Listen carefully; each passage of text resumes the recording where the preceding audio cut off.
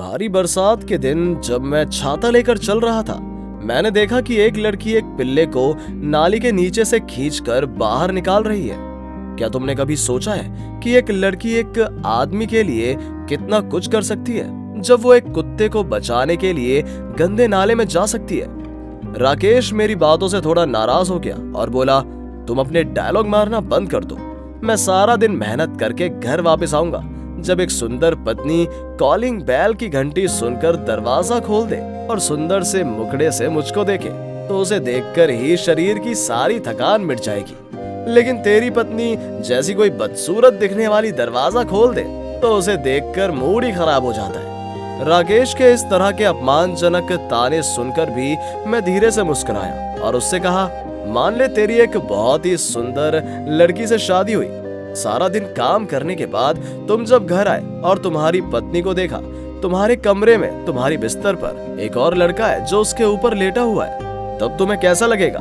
2022 में पहुंचकर भी अगर तुम एक लड़की को उसकी त्वचा के रंग से जज करते हो, तो इससे ज्यादा शर्म की बात और क्या हो सकती है? सुंदरता स्थायी नहीं होती है। आयरन की हुई शर्ट भी कभी ना कभी खराब हो जाती है। इसलिए त्वचा के रंग के बजाय चरित्र खोजने की कोशिश करो, क्योंकि एक अच्छे चरित्र वाली लड़की तुम्हारे जीवन को सुंदर बना देगी।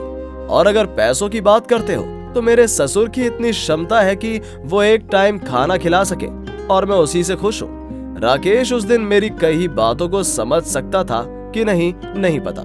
हालांकि उसने एक बहुत बड़े आदमी की खूबसूरत बेटी से शादी की। शादी के बाद राकेश को उनके ससुर ने घर चलाने के लिए जो भी लगता है, फ्रिज, टीवी, एसी जैसी सब कुछ उपहार दिए। लेकिन दुख की बात यह है कि राकेश की पत्नी शादी के 5 दिन बाद ही अपने बॉयफ्रेंड के साथ भाग गई। और इससे भी दुखद बात यह है कि एक समय राकेश के ससुर ने अपनी बेटी के प्रेमी को स्वीकार कर लिया और राकेश को उपहार के रूप में जो चीजें दी थी उन्हें वापस ले लिया। 3 महीने बाद दिल्ली जाते समय मेरी मुलाकात राकेश से हुई। मुझे देख राकेश सर नीचे करके दूसरी तरफ चल रहा था। मेरे कई बार बुलाने के बाद वो मेरे पास आया और सर झुकाकर कहा, भाई कृपया शर्मिंदा ना करें। अगर हो सके तो कोई अच्छे चरित्र वाली लड़की के बारे में बताना, तो मैं अपनी आंखें बंद करके उससे शादी कर लूंगा। ना ही लड़की की त्वचा का रंग देखूंगा, ना ही ससुर का पैसा। मैंने फिर कहा, वो सब तो देखा जाएगा, लेकिन अब कहाँ जा रहे हो? राकेश ने आह भरी और कहा, मैं और कहाँ जा सकता हूँ? मैं नाले के चारों ओर घूमूंगा। जब भी मैं किसी लड़की को नाले के नीचे से एक पिल्ला उठाते हुए देखूंगा, तो मैं तुरंत लड़की के सामने घुटनों में गिरकर कह दूंगा, क्या तुम मुझसे शादी करोगी? राकेश की बात सुनकर मैं पागलों की तरह हंसने लगा और राकेश एक के बाद एक आहें भरने लगा।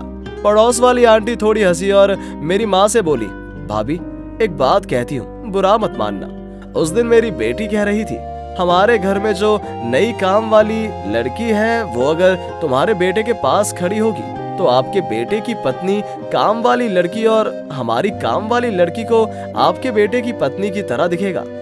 ये कहकर आंटी इतना हंसने लगी जैसे दुनिया की सबसे शानदार जो कभी उन्होंने मारा हो। आंटी की बातें सुनकर माँ ने शांति से उत्तर दिया, भाभी क्या तुम्हें याद है, तुम्हारा शरीर एक दिन अचानक इतना खराब हो गया था। तुम्हारी हालत इतनी खराब हो गई थी कि तुमने बिस्तर पर पेशाब कर दिया था। मैं जाकर देखती हूँ आपकी अति सुंदर बेटी दिया आपके पास नहीं आना चाहती थी। उसने नौकरानी से कहा कि अपनी नाक और मुंह को कपड़े से ढककर साफ कर दो। लेकिन कुछ महीने पहले मेरा पेट बहुत खराब हो गया था। मैं दिन में 2 या 3 बार से अधिक बिस्तर को नष्ट कर देती थी।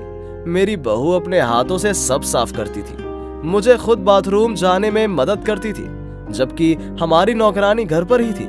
आपकी बेटी से कह दीजिए, मेरी बहू का रंग थोड़ा गहरा हो सकता है, लेकिन अगली लड़की मेरी बहू ने इन 2 सालों में मेरी जितनी देखभाल की है, आपकी बेटी अपने जीवन के 24 सालों में उसने अपनी जन्म देने वाली माँ की भी उतनी सेवा नहीं की होगी। मेरी पत्नी सायला ने जब मेरे चचेरी बहन को चाय का प्याला दिया, तो मेरी चचेरी बहन ने सायला को देखा और कहा, क्या तुमने अपने हाथ धोए थे चाय बनाने से पहले? ये सुनकर मेरी छोटी बहन ने तुरंत गीता से कहा, क्यों दी, क्या आपको लगता है भाभी ने गंदे हाथों से चाय बनाई? मेरी चचेरी बहन ने फिर अपना होठ काटा और कहा, भले ही तुम अपनी भाभी को 1 घंटे तक विम साबुन से रगड़ो, फिर भी मुझे लगता है कि तुम्हारी भाभी गंदी ही रहेगी। गीता उस दिन मेरी चचेरी बहन से कुछ नहीं कह पाई, लेकिन प्रकृति का कितना सुंदर नियम है, जब मेरी चचेरी बहन को बच्चा होने वाला था तो तुरंत ओ नेगेटिव रक्त की आवश्यकता होती है। कहीं भी रक्त की व्यवस्था नहीं हो पाई, तब मेरी पत्नी सायला ने उसे खून दिया था। जब मेरी चचेरी बहन ठीक होकर घर लौटी तो गीता ने मेरी चचेरी बहन से सबके सामने कहा, तुम्हारी नजर में मेरी भाभी के शरीर में गंदगी है, लेकिन आज उसी शरीर का खून तुम्हारी रगों में दौड़ रहा है। उस दिन के अपमान स्वरूप अगर मेरी भाभी तुम्हें खून नहीं देती तो तुम आज इस दुनिया में चल फिर नहीं सकती थी। इसलिए मेरी भाभी के शरीर के रंग मत देखो, उसके आंतरिक विशालता को देखो। जब मैं आधी रात को उठता हूँ तो मैंने देखा कि सायला बिस्तर पर नहीं है। बालकनी पर आके देखा, सायला बालकनी की ग्रिल पकड़कर बाहर देख रही है। मैंने उसके कंधों पर हाथ रखा और कहा, क्या तुम परेशान हो क्योंकि तुम्हारी त्वचा का रंग डार्क है? सायला ने हंसकर कहा, नहीं, मैं इसके लिए कभी परेशान नहीं होती। भगवान ने मुझे औरों की तरह बड़ी सावधानी से बनाया है। वो किसी में कमियां नहीं डालते। एक तरफ ना होने पर भी ये दूसरी तरफ क्षतिपूर्ण करता है। भले ही मैं अश्वेत हूँ, लेकिन मुझे अपने पति, सास, ननद से बहुत प्यार मिला है। शायद दुनिया की सबसे खूबसूरत लड़की को भी उतना प्यार नहीं मिलता है। आज रात पूर्णिमा है। जब बालकनी से रोशनी सायला के चेहरे पर पड़ी तो मैं सोच रहा था कि वो इतनी सुंदर क्यों है।